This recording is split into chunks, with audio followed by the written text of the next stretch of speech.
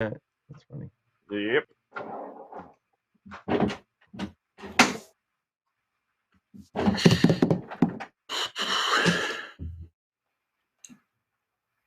RJ Hampton's got a joke.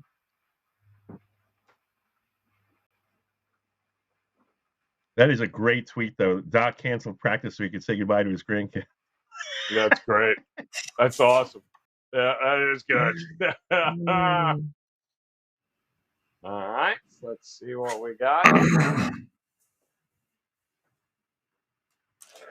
Wow. All right, Robert, all yours there. All right.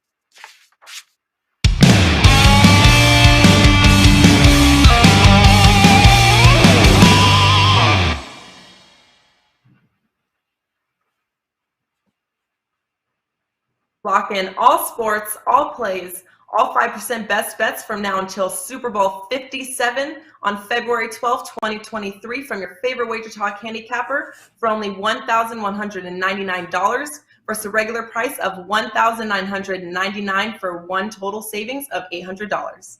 This limited time super discount comes out to less than $100 per month and only $3.28 per day. As an added bonus, your all access starts immediately. So the sooner you buy before Super Bowl 56, the more additional days you will get for free. Just go to WagerTalk.com, choose your favorite handicapper to lock in, and don't forget there is no limit to the amount of handicappers you can redeem our Super Bowl to Super Bowl offer on.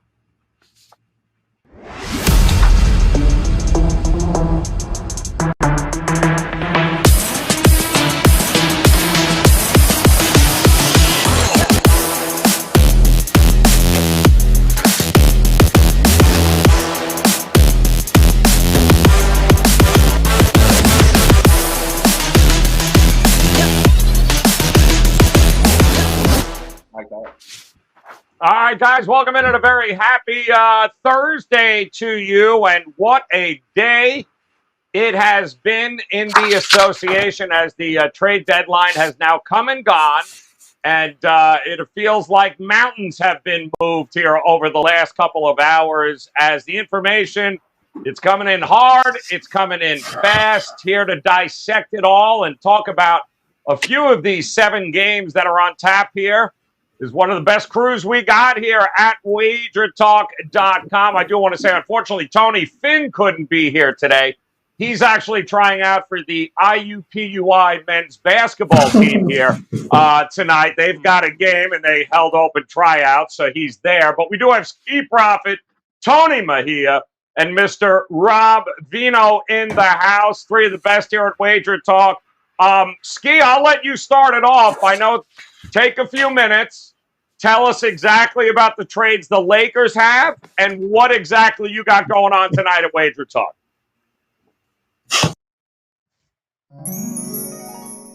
And you can unmute yourself, too. That'd be great, too. If you could do it. Yeah. No, you can keep yelling. You're still on mute. Go ahead. No, still. Well, there's a lot of Lakers stuff there. Yeah, no, you still unmuted there, Ski, but that's all right. Keep unmuted. We'll get back to you. Tony Mejia, take where Ski left off on all those Laker trades, if you could, and tell us what you got going on at WagerTalk tonight. I thought he was doing a bit and recapping the Lakers deal. So, we got the buyout market coming for LA, and we'll see who wants to play with AD and LeBron, right?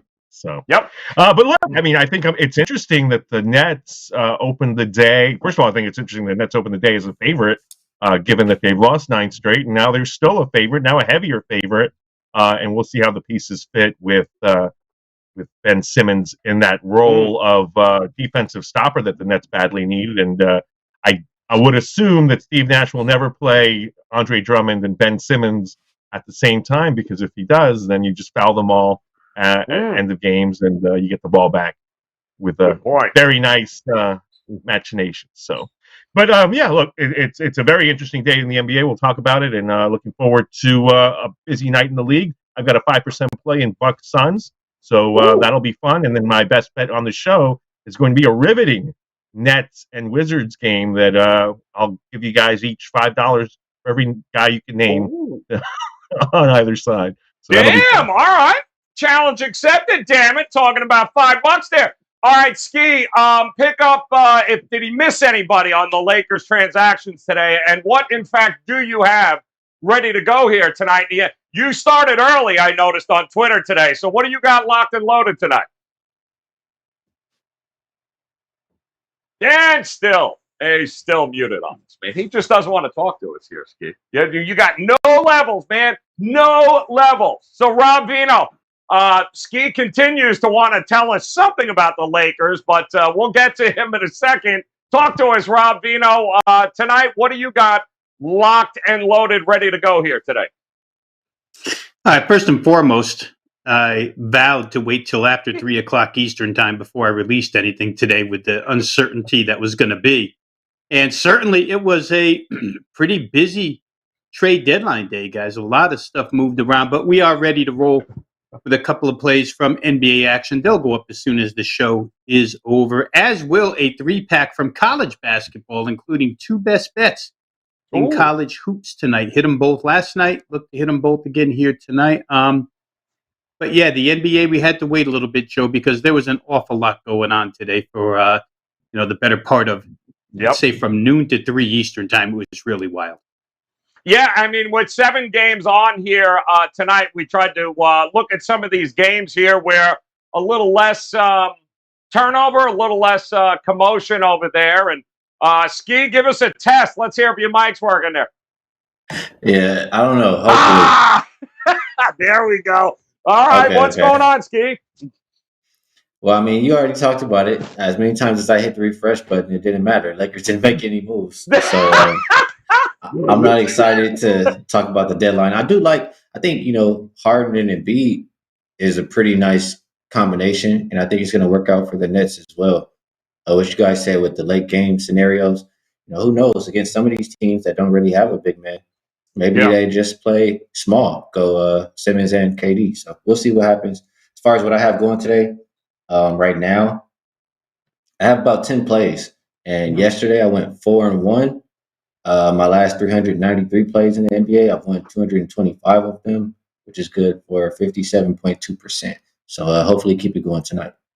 All right, so that trade up and gone, guys. It is, in fact, I don't know when Simmons, have any of you, Tony, did you hear anything as the nose came? Woj, I think, was the one on this. But was there any hint as to when Simmons is going to be ready? I mean, Mejia, did you hear anything about that? I mean, Steve Nash commented on it, I guess, and he said they're going to be working with him to bring him along and get him, acclimated to his new surroundings and his new teammates. But he's vaccinated, so he can play in home games and road games right off the bat. But as to when that is, I would assume right after the All-Star break.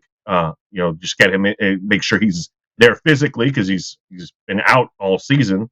I think he's been working out, but getting back into the grind of an NBA season is going to take some ramping up. So I would anticipate him being part of the action for Brooklyn in late February. Now, Ski, let me ask you, who won the trade? Is it a win-win situation here, do you think, Philadelphia and Brooklyn, or did Brooklyn maybe in the short term get the better of this deal? What do you think?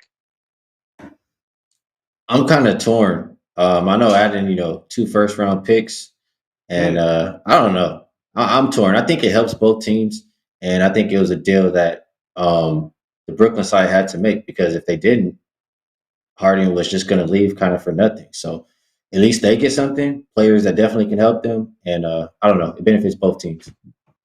Rob, Sixers hold on to Tyrese Maxey, which seems to be what every damn Sixers fan on social media was worried about, that they might lose there, or Thibault, but they ended up keeping both. So who do you think won this trade here in the early going, or is it win-win?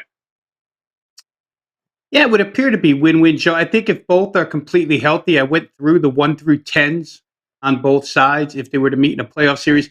And I still believe Brooklyn has more shooting. And I'll say this.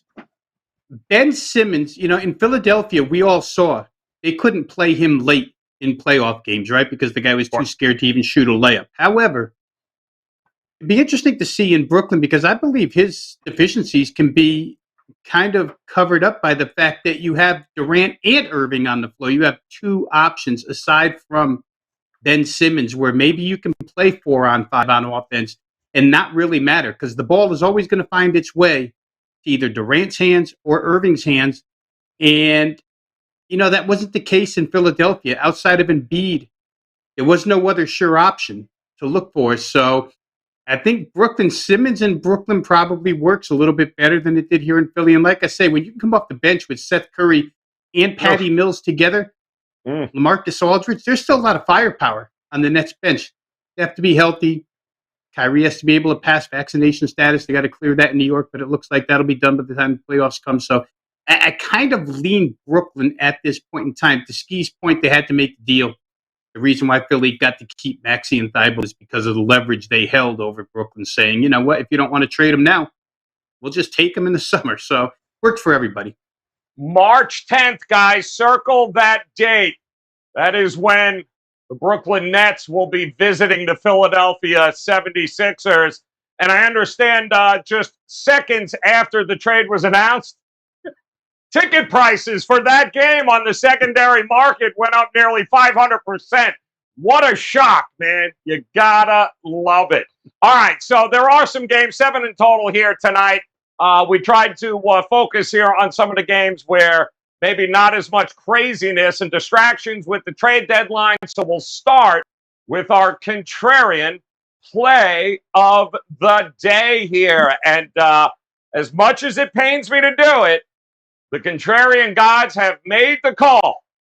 It is going to be the Houston Rockets tonight, +7. Hey, they got Enes Kanter freedom for 30 seconds. Not there anymore. Dennis Schroeder, he's probably not going to be there anymore. But they are taking on a Toronto team. This is a tough spot here, Ski. What is this? 3rd game, 4 nights? Would it be shocked if Toronto maybe took the foot off the gas on this one against the Rockets? Are you willing to back them, taking maybe a little road-weary Toronto team here tonight? It's no surprise that this is the contrarian play of the day, because I looked at this play early this morning and I just thought, I really want to play the Raptors some way, shape, or form. Don't want to play them, first quarter and the game. And then I thought about it some more. And, it's not a good spot, one of the tougher spots to play in the NBA as far as road back-to-backs. We saw eventually that Van Fleet is not going to play in this game. I think that hurts the Toronto side. So it's not a lot to love for Houston. I would say maybe it's just a spot play. And I didn't get to the window with Toronto. So I guess I'm with you on the contrarian play here. What I did play in this game, I like Siakam over 6.5 assists. Every game or in the 4 games that I saw without Van Fleet, he's cleared that 6.5 number. So I like it at -120.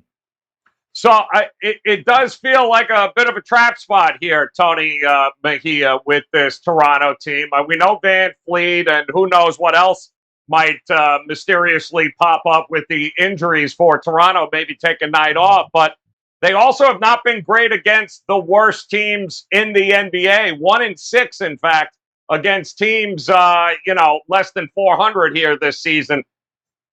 You were taking a shot here with the contrarian gods on backing the Rockets. I mean, I guess. Look, I'm a little surprised. I guess Van Vliet's groin is a little sore because they destroyed the Thunder last night. But all those guys did play major minutes. I mean, Nick Nurse has taken the Tibbs approach of wearing out his starters. So we'll see who actually steps up into Van Vliet's role. Been playing Delano Blanton a lot of minutes of late as the one guard that they use off the bench. We really haven't seen much of Malachi Flynn of late. They got Watanabe on that team, but it's really, as Ski alluded to, they're going to run offense through Siakam and probably Scotty Barnes. Maybe this is a spot where you ride Gary Trent Jr., who's been shooting the ball well, with an over, considering that he'll get more shots up with Van Vliet. Van Vliet took something like 14 3-pointers against OKC, so maybe his arms are tired. But this to me is a pass either way. I have no interest in riding the Rockets even with Fred out, and I have no interest in riding the Raptors with him sidelined. That's disgusting. Bite your tongue there, will you? Rob, talk some sense into Tony Mejia here, man. It's the Houston Rockets. They're getting 7. Come on. Are you willing to back them here? Talk to me, Rob Vino. Yeah. There's so little reason to back the Rockets other than spot play, right? Situation does favor them.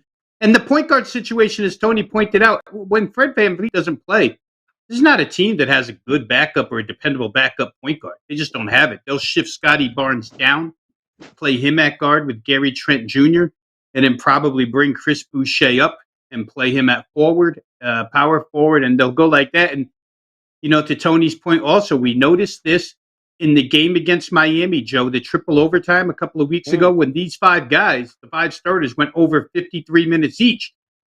Since that day, he's just made a full-blown commitment to playing his starters heavy minutes. And that rotation shrunk in a hurry. It's 8 at most on most nights. Last night, they stretched it out a little bit, gave guys a couple of minutes. Just going to run some numbers here. I wish Toronto wasn't tired. And I don't know that they are tired, but 3rd and 4 nights would suggest a little bit of fatigue and no Fred VanVleet. Toronto, believe it or not, number 3 in the NBA in fast break points. The team that allows the most fast break points per game in the NBA, the Houston Rockets. They come in at 30th. It's a great situation for what Toronto does well and what Houston does lousy, which is just about everything, but fast break especially. Toronto 8-2 against the spread on 0 days rest. That's not bad, guys. 80% on back-to-backs with no rest. So I can't go against them here. You can't give me enough reasons to play the Rockets. They're 5-15 at home against the spread as a home dog. I'll try Toronto even though Van Vliet's not playing, and I'm not sure about the point guard situation and 3rd and 4 nights and all that stuff. Damn the situation, Joe. We'll buck the contrarian gods. Oh, Rob, you know that. Joe. You know what? There's only one way to break this. Robert, our fearless producer. Robert, do you agree with the contrarian play of the day? Okay, there you go. Rockets +7 it is here. All right. Can I add something on this one? Go ahead. Go, Ski. Go. I just want to challenge Rob a little bit on this and say, they're like maybe 8-2 against the spread on back-to-backs, but how many of those games were they favored? And it's only 1. And, they're not winning those games by this margin. And to that point, guys, Toronto's only been an away favorite 3 times all season long. I was a little surprised to find that out this morning. They're 2-1 in that role, but when they're on the road, they've been mostly a dog. And those covers do come as a dog. Of course, the team that they're playing is a literal dog, so maybe they can cover 7 points. But we'll see. I just can't buy my way to Houston in this game. I'd rather play over than anything else, but this is not that segment. This is contrarian. So the heck with the contrarian gods today. We'll take Toronto. He's going Toronto. I will say this. What happened? The Lakers Yeah, trade Tony somebody? goes. What happened? I can feel my chair. No? I can feel my chair heating up underneath me. It's Starting going to a get fire hot. underneath me. I will say this, though. Toronto in its last 7 versus teams with a winning percentage below 400. So we're talking bottom feeders. 1-6 against the number. So they don't necessarily cover against teams like the Rockets. We'll see how it goes here tonight, guys. But there is one game tonight, our featured game, in fact, which should be very interesting tonight, as the Phoenix Suns will be hosting their old foes here, team they know very well in the Milwaukee Bucks. And Phoenix opens up as a 3.5-point favorite with an opening total of 232 and a half. And I'm seeing a lot of threes now straight up across the board. And the total 233 I'm seeing in a number of spots. So Ski, kick us off here, man. Bucks Phoenix. What are we going to get tonight here with this? Well, I think a lot of people are not going to agree, but I get it. The Bucks are a really strong team. They're the champions, but we saw a lot, especially to start this year. Teams trying to get like playoff revenge, especially when they've been the favorite. Like as far back as the database can go. All I put in is the team won their last game and they're trying to get playoff revenge as a favorite. They're 40-16 straight up. That's 71.4%. And at -3, you're pretty much just asking Phoenix to win here. And I know this is a game that they've had circled, since they lost. And they're playing good basketball right now, just as good as Milwaukee. So you get them at the house. Give me the Suns minus the 3 points tonight. All right, looking at doesn't want to get in front of that train here. What do you think, Tony? Me, and by the way, you should mention, guys, one of the trades earlier today, if you didn't hear, Serge Ibaka on his way now to the Milwaukee Bucks, which gives them a whole lot of backup when it comes to Brook Lopez, who has been out. I mean, it's a nice insurance policy here, Tony Mejia. You get Ibaka from the Clippers, you get a couple of future picks, and then Dante DiVincenzo, which pretty much there really wasn't any place for him to go in this lineup, so he became expendable. What do you think here? What are we going to get tonight from these Bucks? Yeah, tough break for DiVincenzo. At least he got himself a ring, but he's been injured most of the season. Grayson Allen essentially took his spot, so no huge loss there. And they tried to trade him to Sacramento, where he ended up earlier in the year on the offseason in a deal that got reneged upon. And they lost Rodney Hood as well. So, I mean, they'll be fine. And I like the Ibaka pickup. Obviously, he won't join them tonight, which means we get to see Greg Monroe there on a 10-day deal as the backup. And then we got the Suns. JaVale McGee's coming off a career game. He had a huge game the other night. DeAndre Ayton is healthy again. They made good use of Bismack Biyombo. So a lot of bigs in this contest. And it's one of those games where you see the Bucks have been playing extremely good basketball. They've hung over 130 on their last 3 opponents, all on this trip, both LA teams and then the Portland Trailblazers. But none of those teams have been playing really good defense. So we'll see how they adjust to a Suns team that is playing excellent defense and has done so all season. It's been the driving force to them emerging with the best record in the NBA. I think the spread is right. I've got a 5% play on the total, so I won't divulge much else, but certainly my eyes will be glued to this one. I think it's going to be a fun one. All right, great stuff there here, guys. Talk to me, Rob Vino, in this matchup.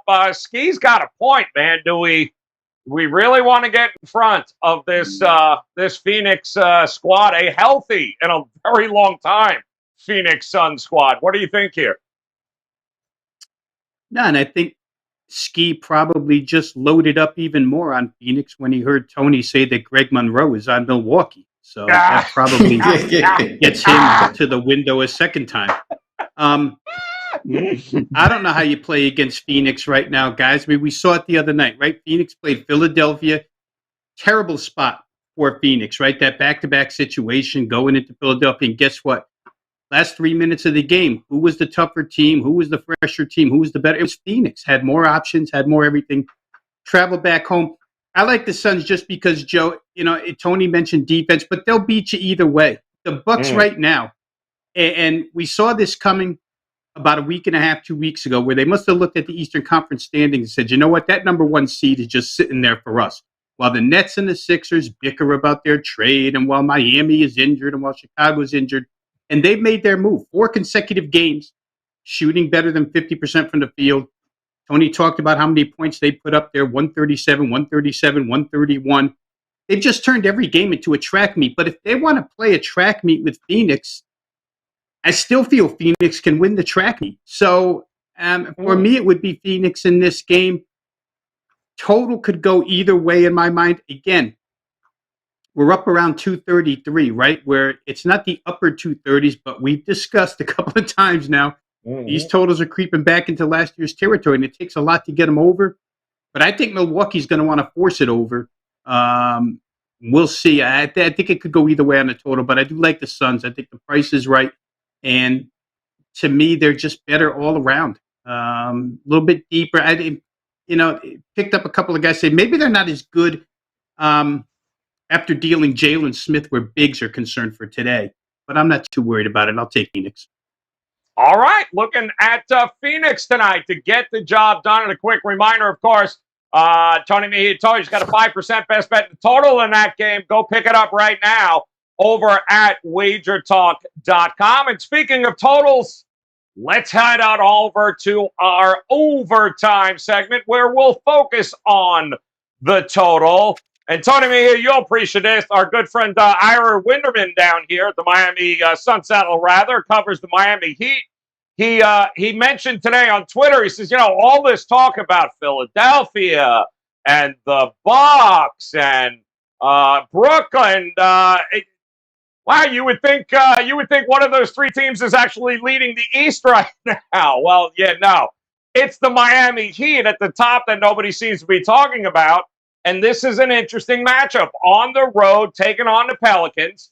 It is starting to creep up a little bit. 217 is an open.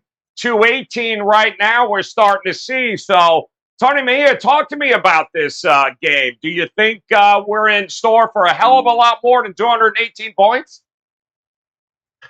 Oh, I mean, it could. I think we have a new look Pelican squad, so I don't know exactly. Like, I won't touch this on a total because we don't know what the effort of Josh Hart being gone, guys like that, and being replaced by a CJ McCollum, who's a really good offensive player. We've got Tyler Hero back in the mix for Miami after missing some time, so they were winning games with defense without him.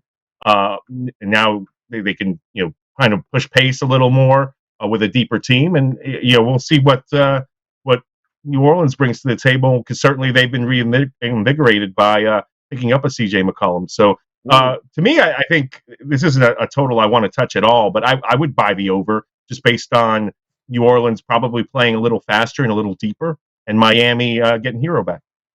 And this is the end of a 6-game road trip here. Keep that in mind too, Rob Vino, taking on this Pelicans team that quietly has also won 4 in a row here. So you got, Valanciunas and Ingram, and if Graham can actually open his eyes and hit shots, is it over or not for you, or do you think we're going to get way more defense from the Miami Heat tonight?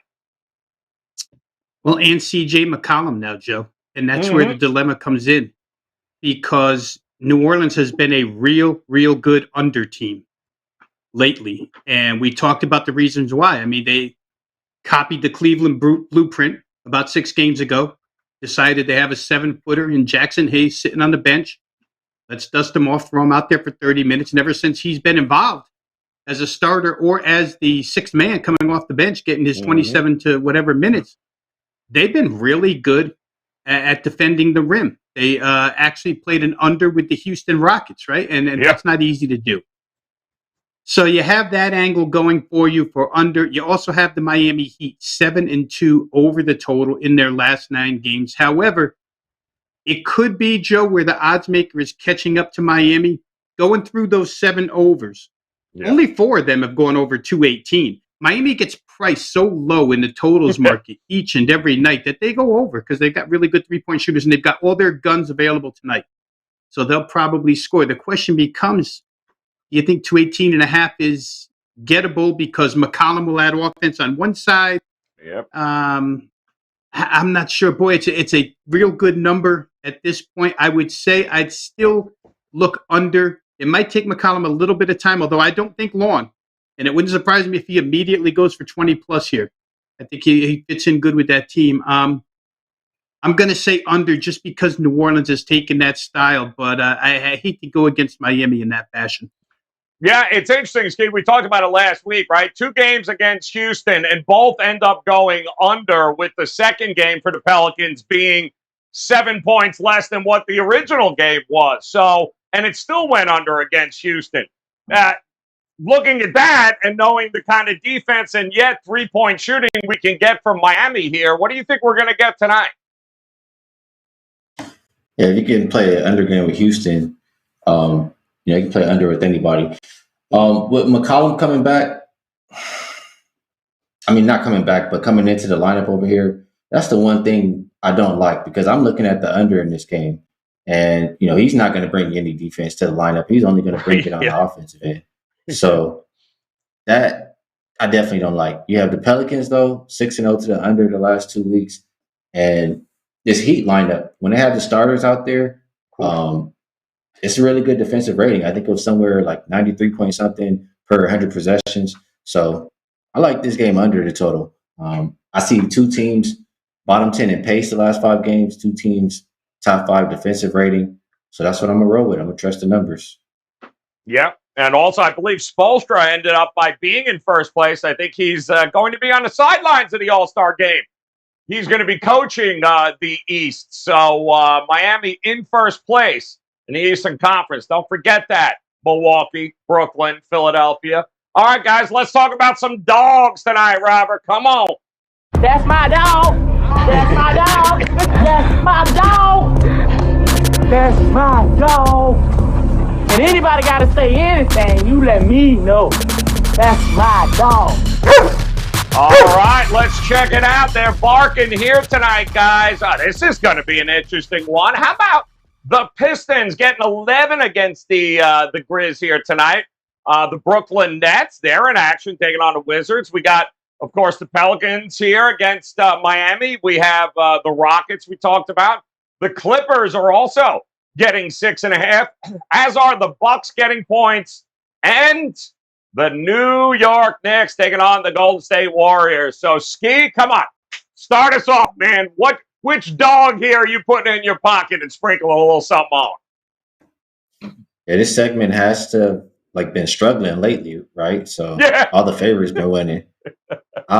It's tough to pick any of them right now, but the trade deadline is over. I think that has to do with a lot of the favorites winning. It's not a play that I made, but I'm going to go with Detroit. I know Detroit at home, as a dog of 7 or more, they are 9-4 against the spread, I believe, so far this season. So they haven't been playing that well lately, but that's what I'll rock with. It's been their role all season. Yeah, we got Jeremy Grant remaining in Detroit here, and hopefully our boy Cade Cunningham goes as well tonight for the Pistons. So Pistons double digits here, Tony Mejia. What do you think? Which one of these dogs are you going to go with tonight? Yeah, I'm seeing Cade is doubtful on the latest injury report, so that'll keep me off of anything to do with Detroit. I like the Los Angeles Clippers to go into Dallas and give the Mavericks a game. They gave up 135 points in Memphis to open this 3-game trip, so it can't get much worse than that. And they've got a couple of at least a day to get Norman Powell and Robert Covington better acclimated, and I think Covington will bring some energy off the bench. He had a productive opener, and then you got a lot of bodies that you can throw at Luka Doncic, from Mann to Coffey to Powell and Covington. Obviously, Nick Batum will probably get the first assignment on him. So make life difficult and see what you can get. It's a deep Clipper squad. So the fact that the Dallas Mavericks haven't allowed any team to score over 100 points since that double overtime loss to Oklahoma City, tells me they might be in line for a letdown today. I do think Luka will be thrilled to get rid of Porzingis. I don't think those two enjoyed each other as much as other people did. But the fact is, I think taking the points with LA it makes them my top dog tonight.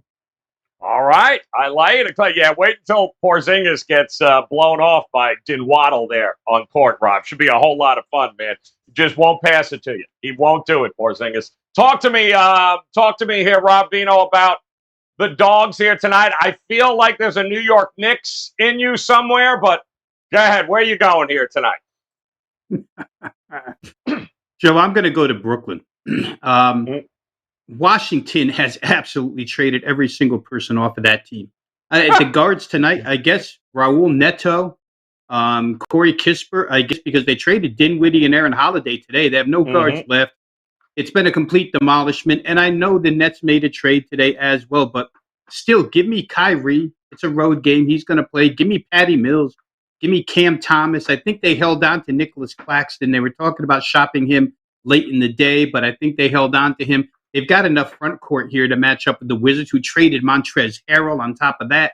And how are they favored in this game? I can't see it. I think Brooklyn, just on scoring ability, is the superior team here. So I'll take Brooklyn plus. I don't know what you showed me there because, I can't read those graphics. I'm going to take a 1.5, I think. Yeah, 1.5 we got there.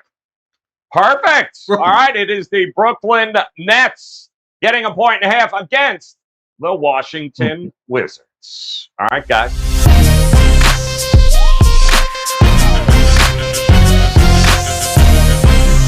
All right, the moment of truth now. It is best bet time here. 60 seconds on the clock.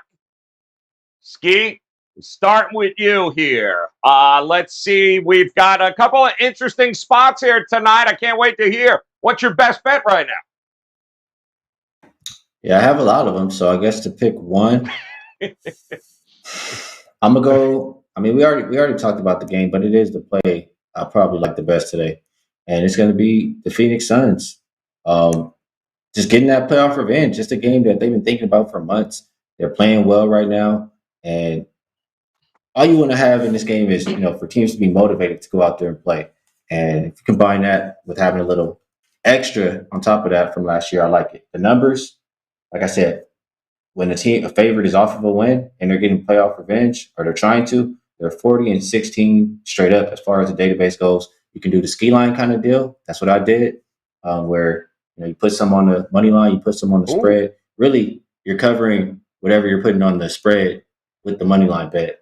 And if they win, you don't lose anything. If they cover, you win them both. And if they lose, you lose them both. So heavy on the Suns tonight. I love it. I think Robert calls that the profit line.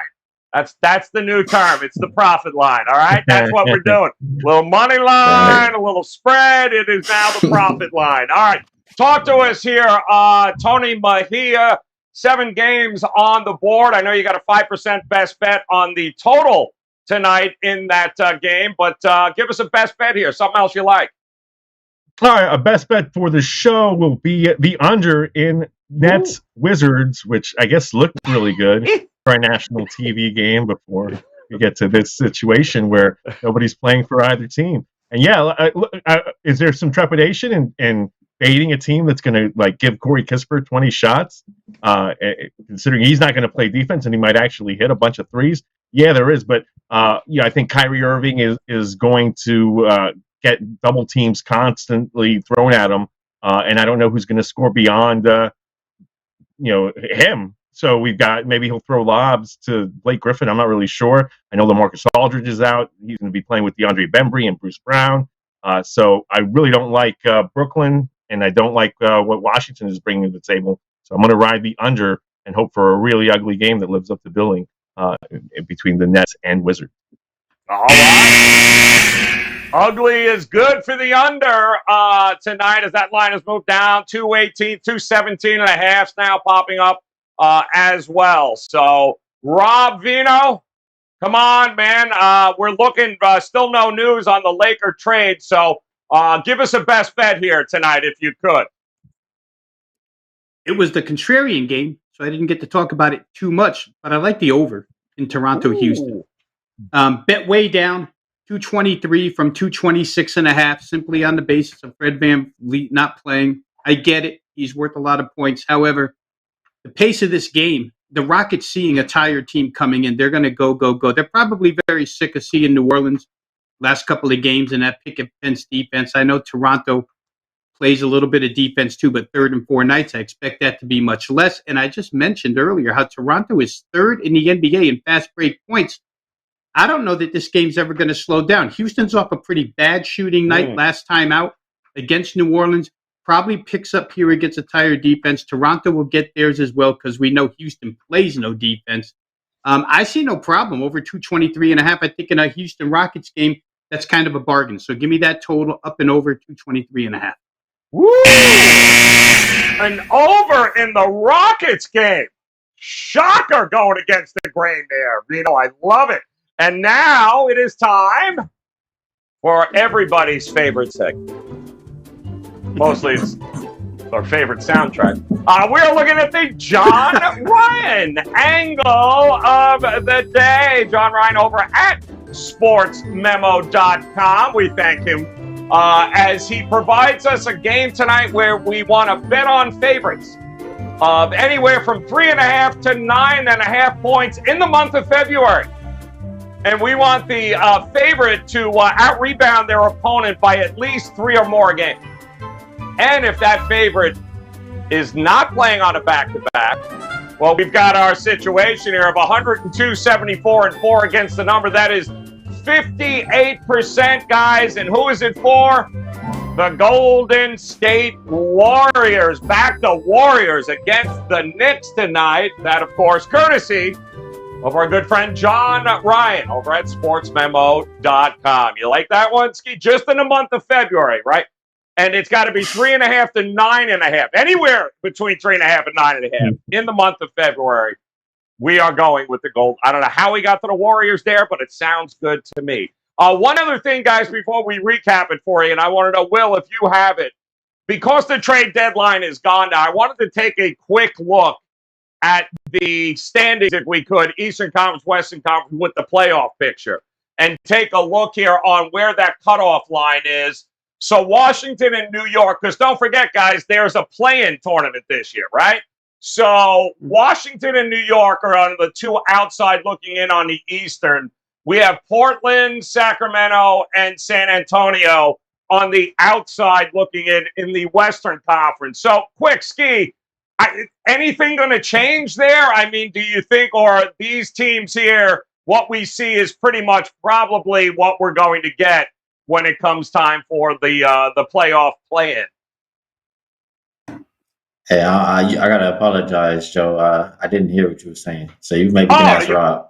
So you got Washington and New York in the East. You've got Portland, Sacramento, and San Antonio on the outside looking in right now if the season ended for the playoffs. Do you see any of those 5 teams turning things around here and making it inside the playoff number? I do not. I only can keep up with the first 3, but none of them really sounded good. So, no, we can talk about futures tomorrow. You know, I didn't really look too much into it, but no, none of those teams sound good. The Spurs, if I have to pick, maybe, but I don't think so. Well, you don't think so? Sacramento, come on, Ski. You got them off the hell no list. Tony Mejia, are those fights? Because he might like the Kings. He loves that. I know. He loves them. He makes money. Mejia, those 5 are going to be the dregs right there. I mean, are we going to see anything different? I mean, like, who's going to slide out of the West? I've been saying that the Lakers are going to make their push, so they're fine. The Clippers, we just talked about how much deeper they are. The Pelicans are in that spot, and they just added McCollum. So if the Pelicans fall out, I guess I could buy the Sacramento Kings with Domantas Sabonis and sneaking in there. And as far as the East, let's see what we got. I think the Celtics are going to be there. Brooklyn's obviously going to be a lot better. I'll buy Charlotte despite the swoon. They've lost 6 straight, but should hang on to a 10 spot, and Atlanta will move up to 9 at least. So you basically ask me, will I take the Knicks or the Hornets? Right. I guess I'll stick with the Hornets. Yeah, I don't know. I mean, Rob, do you see anything changing there? I mean, Sacramento. What about San Antonio? Stick a fork in them here, or because that's it. Outside in the West, we'd have to wait for a collapse for the Lakers, really, right, in New Orleans? Yeah, I mean, the easiest thing to say, Joe, is that the East isn't going to change. Those top 10 are going to be the top 10 in some way, shape, or form. There's no way 11 through 15 are getting there. And I don't even know that they'll try. Washington certainly doesn't look like they're trying after what happened today. So if we go to the West, I mean, New Orleans has made such upgrades right now. I don't know how you could see them sliding out. Portland's certainly not getting in. Sacramento is the team I would look to. The acquisition of DiVincenzo today on top of Sabonis. There could be some harmony created there. Remember that, DiVincenzo comes off a championship team, so he brings that type of, mental attitude to the locker room. That would be the only thing, Joe, is if Sacramento could sneak in. I don't see it happening, though. I think both sides will stay the same. Top 10 now, or that will be the top 10 at the end of the season. Don't sleep on Portland because they beat the. No, never mind. All right, guys, let's take a look here at the recap of the best bets for you. As I was waiting for Ski to say the Lakers are going to drop out, but he wouldn't go there. We've got the Pistons plus 11 tonight for Ski as his dog, and his best bet, of course, Suns lay the 3, and the Suns on the money line from here on out, better known as the profit line. Tony Mejia looking Clippers plus 6.5 for his dog. And the Nets Wizards under, get ready for some ugly going on here tonight, under 218. While Rob Vino, he likes the Nets to get it done, plus 1.5, mostly because there's only 6 people left on the entire team for the Wizards. So he likes Brooklyn's chances. And he is looking for his best bet, the Raptors Rockets over 223.5, and our contrarian play of the day, we're going to back the Rockets plus 7 over the Toronto Raptors minus Fred VanVleet in their now third game in 4 nights on a back-to-back. That'll do it here, guys. Don't forget, best bets are locked and loaded. WagerTalk.com. Ski Profit has been he's been picking plays since about 7 a.m. East Coast time today, so. The list is plentiful. Head over there. You got Tony Mejia, a 5% best bet right now in the association available. And Rob Vino, his card, locked and loaded, both college and the NBA. Let's make it a profitable Thursday, guys. Visit them over at WagerTalk.com. What was that? Still no trades for the Lakers, Ski. Sorry. All right, guys, we'll be back again tomorrow. In the meantime, best of luck. Go get those plays tonight. Let's make it a profitable Thursday. We'll talk to you again tomorrow. Good luck, guys.